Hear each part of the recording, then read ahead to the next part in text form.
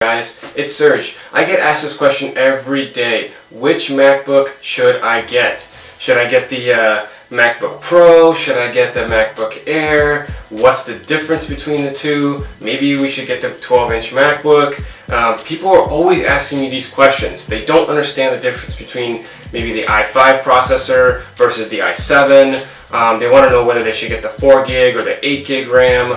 In this video, I'm going to answer all your guys' MacBook related questions. If you do leave a comment below, I will get back to you, I promise. Also, I've had all three of the MacBooks and other laptops for over 6 months. I actually have owned them and I've used them for a very long time. And not a lot of people can say that. I'm going to first talk about the MacBook Air, who's it for, and then we'll talk about the MacBook Pro and obviously the 12-inch MacBook. I also have a special guest with us today, two special guests. The Surface Pro 4 and the Surface 3. These are both laptop tablet hybrids, and we'll also talk about those and see whether they're going to be worth it or not.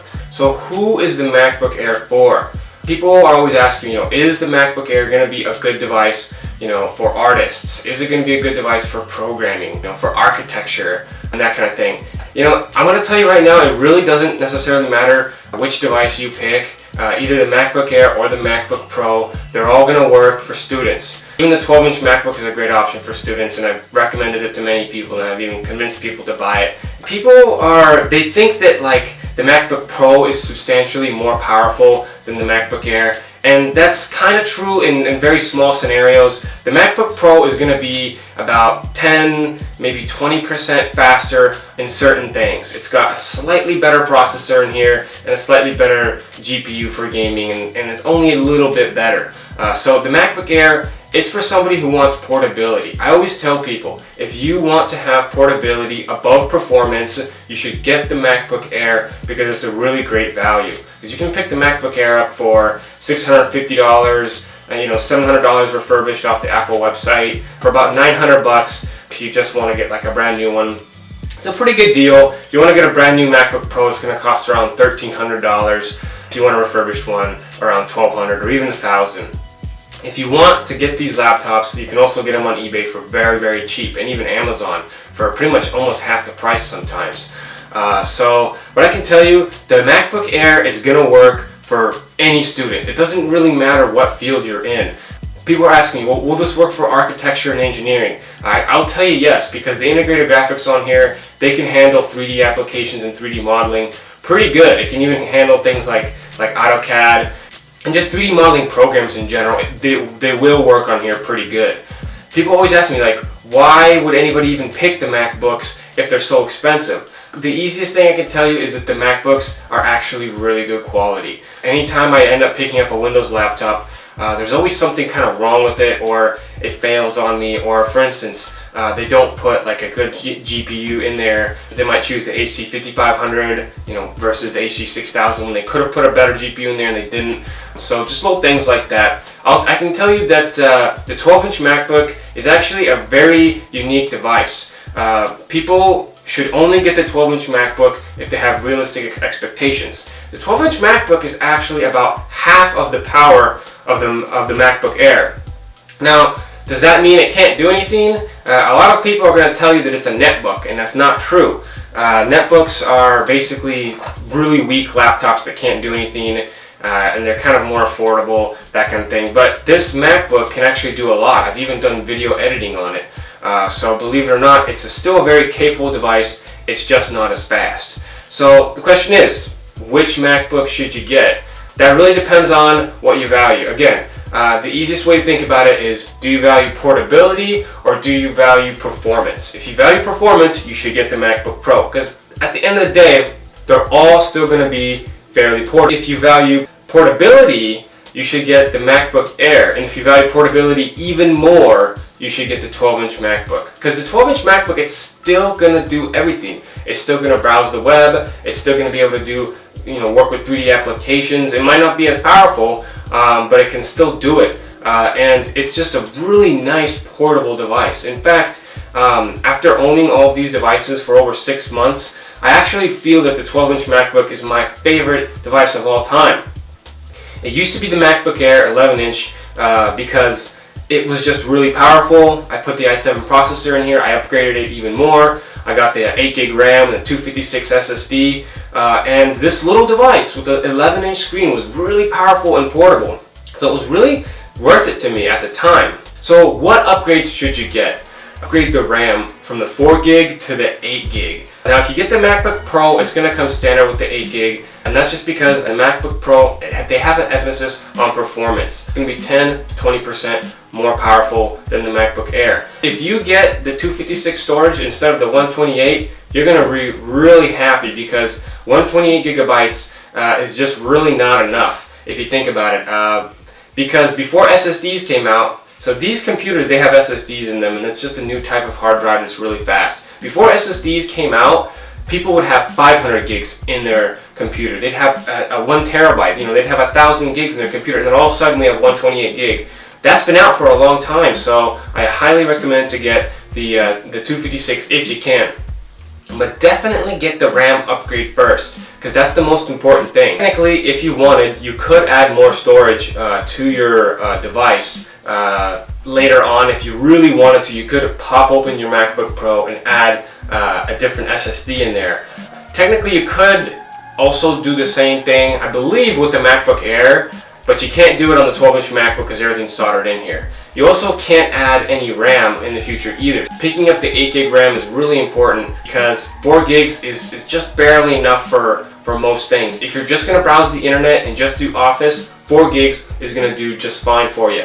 But if you're going to run intensive applications like video editing, 3D applications, definitely get the 8 gig, because it's going to help. Especially because 3D applications actually use the RAM, because the integrated graphics processors in here, they utilize the RAM, so you really need 8 gig if you really want to take full advantage of that. Should I get the i7 or should I just stay with the i5? I'm going to simplify this for you right now. Don't get the i7 processor. It's not worth it. You're really looking at only like 5 to 10% performance increase, even if that, with the i7 model, and you're going to really fork over quite a lot of money for the i7 model, so I really believe it's not worth it. I picked up the i7 model on this 11-inch MacBook Air just because I thought, it'd probably be worth it. I said, the performance increase is going to be great. It's going to have 3 gigahertz instead of like the 2.4, 2.8. And later I found out that even with that extra i7, it didn't help out, because most of the time the computer prevents itself from even running at that high speed because it doesn't want to overheat. So laptops nowadays, they don't burn up like they used to, because people are always telling you like, oh, well, is my laptop going to overheat? Can I still play games on it, or can I still do intensive applications because the fan is running really fast and it's really hot? Well, I'll tell you this right now, you can. The MacBooks have a special technology inside them, and even other laptops as well too, that if the laptop gets too hot, the processor speed, for instance on this i7 from 3 gigahertz, it'll just drop down to 1.6 gigahertz. And that prevents it from burning up and breaking the computer basically. Same thing with the built-in little integrated graphics chips in there. They will also throttle down to protect the system. My laptop's making a lot of noise from the fan. You'll be fine, don't worry. The fan is there for a reason, and it does turn on when the device gets hot. And all laptops get hot. That's just the nature of laptops. You can't really avoid that. So how bad is the screen on the 11-inch MacBook Air, or even the 13-inch MacBook Air? Since the MacBook Air doesn't use the Retina screen technology, it's actually pretty low resolution. And it's actually a TFT screen, which is really bad in today's standards. When I picked up the MacBook Air, personally, I had never used a Retina screen, so to me, it didn't matter. And I think for most people, to save that amount of money, to just pick the MacBook Air is probably going to be worth it, because if you get a more expensive device, you're going to have slightly more premium, nicer features, but does it really matter to you? Me personally, since I can tell you, since if you haven't experienced a Retina screen, then it's not going to matter. If you have experienced a Retina screen, I don't recommend going backwards, because you're really going to kind of notice it, and it's going to kind of bug you a little bit. But overall, the screen on the MacBook Airs is still acceptable. Even though it's old technology, it still works pretty good. It's not like it's going to get in the way of your productivity. That's what I can tell you. People take the process of buying a MacBook and they make it so complicated. I'll tell you, it's really simple. It doesn't matter what field you're in, most likely any of the MacBooks will do. Again, if you want ultra performance, get the MacBook Pro because it's going to be able to perform and it's going to be able to do everything for you. But in general, all the MacBooks are pretty much the same. They have slightly different features, and what I can tell you is what you really want to do is you want to experience the device. Don't just take my word for it. I'm giving you a little bit of information here, but I really want you to either go to a friend or a family member, go to an Apple store, or go to some retailer that sells Apple products and see if you can feel the product hands-on. When I pick up this 12-inch MacBook, this thing is light and it's really nice to hold. It feels great. You see what I did there? I picked the device up, I played around with it, I felt it, I turned it on, that kind of thing. That's what you need to do when you mess around with your first Mac. Don't just listen to other people. Go out there and actually try to use it. In fact, it's like a tablet replacement. That's what I've been telling people. I'm like, if you need a device just for the most basic things like surfing the internet, I would recommend the 12-inch MacBook above all other laptops because it feels amazing. It's got this amazing body. The trackpad is the biggest out of any laptop you can get. It's got the biggest trackpad, and that is, for browsing the internet, that is just amazing. So for things like that, I'd say go out there and try the device. If you can feel the device, that's going to help you so much more to decide whether you should get a product or not than just watching a video. Watching a video can help, but going out there and trying the device, I've been a big advocate of that. I tell people, hey, go out there, feel the keyboard. The MacBook Pro, out of any MacBook, it has the best keyboard. It really does. That's because the key travel is really, really far. The 12-inch MacBook, it's got a unique keyboard design. I've been telling people that it's kind of more of an experimental, futuristic design. I believe keyboards are going to be a lot thinner in the future, so that's why this particular keyboard is really, really thin. MacBook Air keyboard is the best balanced keyboard. It doesn't have as much travel as like a MacBook Pro, but it's certainly better than the 12-inch MacBook, and it's just a really nice balance.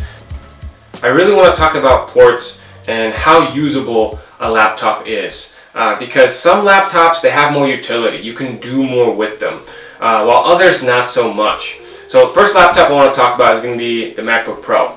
So out of all the MacBooks, it has the most ports. If we take a look here, we're going to see that on the side here that we have two Thunderbolt connections. Thunderbolt is like basically a connection that can do video, it can do sound, it can transfer files really quick. And a lot of proprietary Apple-based products are going to use them. So a pretty useful port to have on there if you're in the Apple sphere. But if you're just starting out with Apple products, they're not that useful. In fact, most Thunderbolt products are going to be more expensive anyway. But they do have pretty decent quality. So it kind of depends on, do you want to pay more and get quality, or do you kind of want to pay less and probably get something a lot more useful? We also got a USB port on here. We got some sound, and we got two microphones. If you turn the device around, you're going to see a USB, a HDMI connector. So with the HDMI, it does video. That's really useful to have actually. If you are a person who's really into productivity, HDMI is going to go a long way. And then my personal favorite is going to be the standard SD slot. So for things like taking pictures, if you have a video camera, that kind of thing, you can pop this in here and essentially view the content that's on there. You can also use it as like a flash drive or just extra storage. So for ports in general, the MacBook Pro it's a really capable device. I think it's one of the better devices out there. It gives you a lot of value and it's pretty good in general. It's got a fairly decent trackpad too. Now, if you compare it to the 12-inch MacBook, it's a totally different design approach. On the 12-inch MacBook, you actually have one port and that's it, and that's the USB-C. It's basically a USB connection, and it's the future of all USB. It's smaller, it's like way faster. I wanted to thank you for watching this far, and I just reached my 15-minute time limit on this video. So please subscribe and stay tuned for the next iteration of this video, part 2, where I go more in depth and compare all the 3 MacBooks, giving you guys more info on like basically how to make that decision. So until then, I'll see you next time. Bye.